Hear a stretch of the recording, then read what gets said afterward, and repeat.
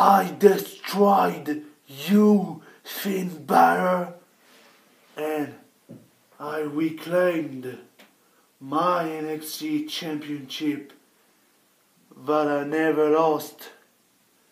Yeah, I never lost that NXT Championship. I never lost it. And after TakeOver, we take it back. I'm the new champion. I told you.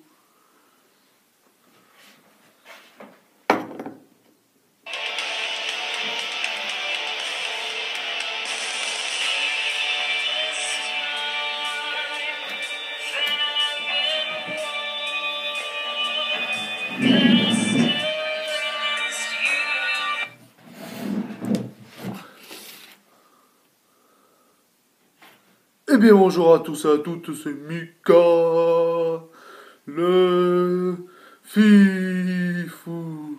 Et bienvenue pour la vidéo résumé réaction de NXT TakeOver Stand and Deliver. Bienvenue à tous. Donc, il y a eu 2 nuits, donc j'attendais que les 2 nuits sont passées pour faire une vidéo globale résumé réaction. Je ne vais pas faire la nuit 1 et la nuit 2.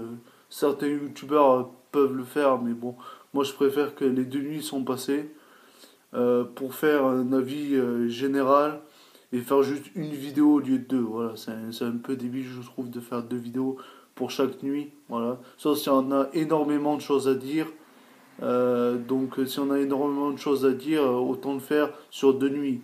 Voilà, au lieu de faire une vidéo de 1 heure, faire 30 minutes et 30 minutes, au pire.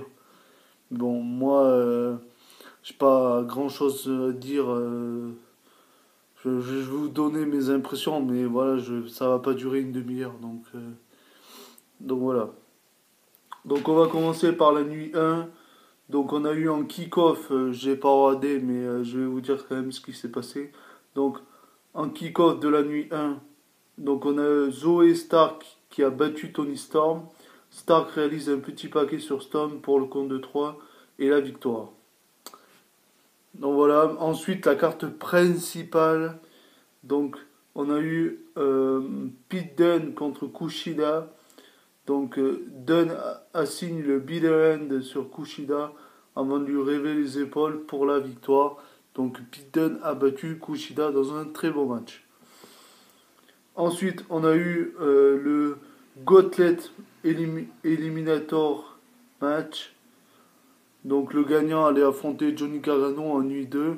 Donc on a eu Bronson Reed contre Isaiah Swerve Scott, contre Cameron Grimes, contre Eli Knight, contre Dexter Lumis et contre Leon Ruff. Donc c'est Bronson Reed qui a gagné ce match et qui va affronter en nuit 2 Johnny Gargano pour le titre nord-américain. Ensuite, on a eu le excellent match pour le titre NXT United Kingdom Championship. Donc Walter contre Tommaso Ciampa. Walter assigne un chop dans le torse de Ciampa, puis lui rive rapidement les épaules jusqu'à 3 pour conserver le NXT United Kingdom Championship et ainsi poursuivre ses 733 jours de règne. Et oui, c'est le règne le plus long de la modern era, de l'ère moderne. Plus de 733 jours en tout cas, c'est impressionnant. Il a battu le règne de Pete Dunne. Très impressionnant en tous les cas. On verra bien qui peut battre Walter. En tout cas, c'était un très bon match entre Walter et Tommaso Ciampa. Même si je pensais que Walter allait conserver, parce que je vois pas Tommaso Ciampa avec le titre UK. Donc voilà. Il est plus du côté de juste NXT, Tommaso Ciampa, donc je ne voyais pas battre Walter. Mais il y a quand même un certain moment du match qu'on pensait que peut-être Tommaso Ciampa avait ses chances. Donc Walter a battu Tommaso Ciampa. Ensuite on a eu le triple fight match pour les titres par équipe NXT qui était vacant. Je ne sais même plus qui étaient les anciens champions pour vous dire. Parce que je ne regarde pas NXT toutes les semaines. Donc je sais même pas, pour vous dire, je me rappelle plus qui étaient les anciens champions. Je crois qu'à un moment il y a eu Breezango, mais je crois pas que c'était eux encore qui étaient champions. Il y a eu Fabien Eckner et... Non, oui, il y a eu Fabien Eckner de Imperium. Je crois que c'était O'Neal Hawken et Danny Burch qui étaient les anciens champions, je crois. Je veux pas dire de bêtises, mais je crois que c'est eux. Donc voilà, on a eu un match pour déterminer qui allait être les nouveaux champions par équipe NXT dans un triple threat match. Donc MCK contre Grizzly Young Veterans contre Legado del Fantasma. Et c'est MSK qui ont gagné le match. MSK assigne leur double finisher sur Zach Gibson. Puis Wesley réalise le tombé pour décrocher les NXT Tag Team Championship vacants. Et ensuite, notre main event de la nuit 1. Donc, Io Shirai, la championne qui défendait son titre contre Raquel Gonzalez.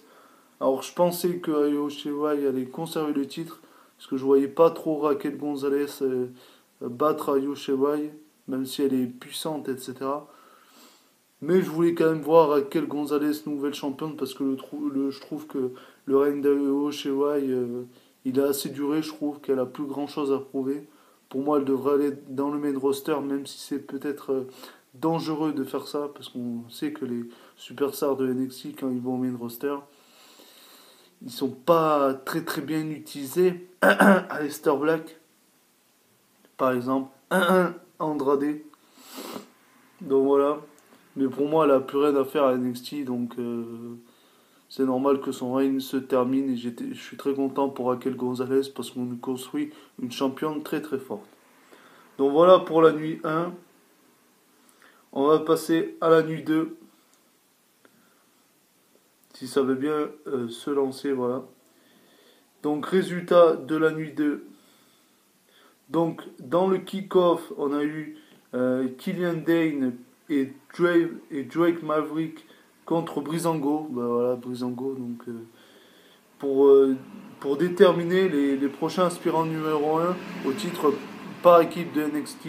Donc c'est Killian Dane et Drake Maverick qui ont battu Breezango. Donc ils ont une chance pour les titres par équipe NXT. Dane réalise une powerbomb sur Maverick pour l'écraser sur Fandango. Sur le dos, Maverick reste sur son adversaire et l'arbitre compte jusqu'à 3 pour offrir la victoire à Dane et Maverick. Ces derniers décrochent ainsi une future opportunité au NXT Tag Team Championship de MSK. Donc, et là maintenant la carte principale. Donc on a commencé la carte principale avec un excellent opener, le ladder match pour déterminer le Undisputed Cruiserweight Champion entre Santos Escobar et Jordan Devlin. Les deux adversaires se retrouvent au sommet de l'échelle placée au centre du ring jusqu'à ce que Devlin soit poussé par Escobar et atterrisse dans une échelle placée dans un coin, inconscient sur l'échelle brisée. Devlin est incapable d'arrêter Escobar qui s'empare des deux ceintures et Escobar devient ainsi l'Undisputed Cruiserweight Champion. Je pensais que ça allait être Jordan Devlin qui allait gagner. Mais Santos Escobar, ça ne me dérange pas qu'il ait gagné. C'est un très bon champion. Ensuite, on a eu le tag team match pour les NXT Women's Tag Team Championship entre Amber Moon et Shotzi Blackheart contre The Way.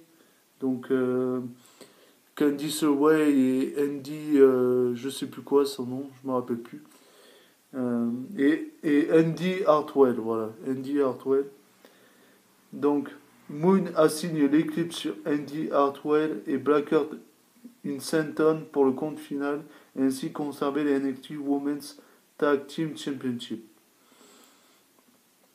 Ensuite, on a eu le match pour le titre nord-américain entre Johnny Gargano, qui était accompagné par Austin Theory, contre Bronson Reed. Gargano contre Moonsault depuis la troisième corde de Reed et lui assigne 2-1 Final Beat, donc son DDT. Son DDT de l'extérieur du ring dans le ring. Puis lui rive les épaules jusqu'à 3 jusqu'au compte de 3 pour conserver le NXT North American Championship. Je voyais pas Bronson Reed gagner le match, même s'il était peut-être buildé pour gagner le match, mais euh, Johnny Gargano a pas eu des règnes extraordinaires en tant que champion, des règnes assez longs.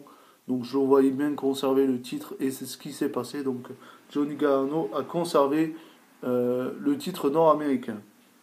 Ensuite, on a eu le NXT Championship match qui n'était pas notre main event. Donc Karrion Kross, l'ancien champion qui avait dû rendre son titre parce qu'il s'était blessé à l'épaule, contre Finn Balor le champion. Kross assigne deux forearms dans la nuque de Finn Balor, puis réalise le tombé final pour décrocher le NXT Championship pour la deuxième fois de sa carrière. Il met ainsi fin aux 213 jours de règne de Balor en tant que champion. Déjà 213 jours. Et oui, je me rappelle que j'avais fait la vidéo résumé réaction du NXT Super Tuesday 2. Avant de faire une petite pause, c'était ma dernière vidéo avant ma petite pause que j'avais fait.